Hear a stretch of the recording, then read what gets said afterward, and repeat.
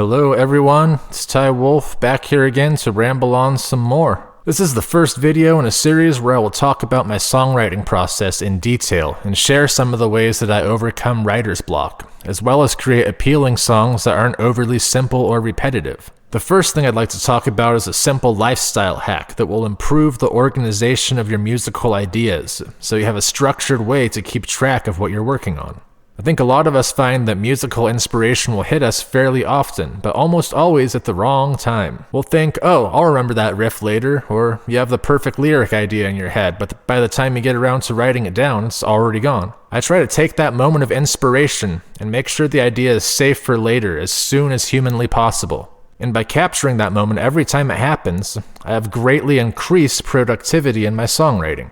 If I ever have the time to write music but absolutely no ideas are coming to me, I have a large catalog of ideas to look through, and I always find something from before that I can develop more.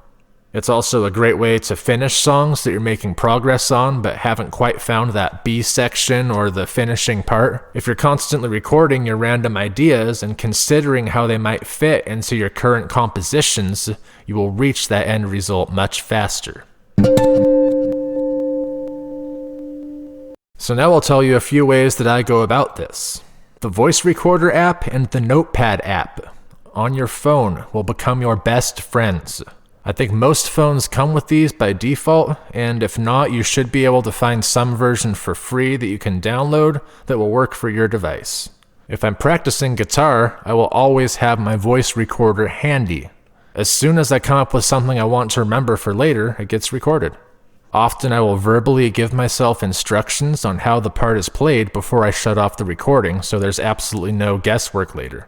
And I've even developed a little shorthand code that I use for guitar where I just tell myself the fret numbers that I'm playing for each string from low to high, kind of like a chord chart. So for example, I'm using this E minor chord, pretty simple. And on the audio recording, I would say to myself the fret numbers, so I would go open, 2, 2, open, open, open. And of course, E minor is a pretty easy one to remember, so I probably wouldn't even bother with that chord. If it's just a simple chord like E minor, then I just say E minor. But the point is to say something on the audio recording so you remember what you're playing later. And I think that's a pretty useful shorthand for it, just going open, 2, 2, open, open, open. Or a different chord, we could go C, just so you see how it's different, right? You go X, because maybe we don't want to play that low string. Go X, 3, 2, open, 1, open. And that's my shorthand code on how I remember my guitar parts for later. Another way to go is to write out the tablature in a text document and name it the same thing you named the sound clip for easy reference. But I rarely want to put the time into all that while I'm in practice mode, while the juices are flowing and I'm producing good ideas, so I usually skip the tablature. Anyway, recording all of these ideas efficiently is a big part of the process, and you'll find a way that works for you. Lyric ideas are pretty self-explanatory, just write them down as soon as they pop into your head, as soon as possible. If there's a certain melody or rhythm associated with the words, then it's probably best to get that on a voice recording too.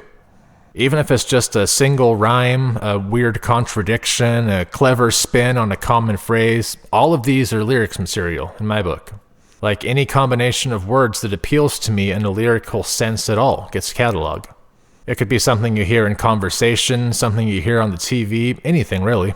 Just train yourself to listen and consider all of the words that you hear throughout your day in the context of a song.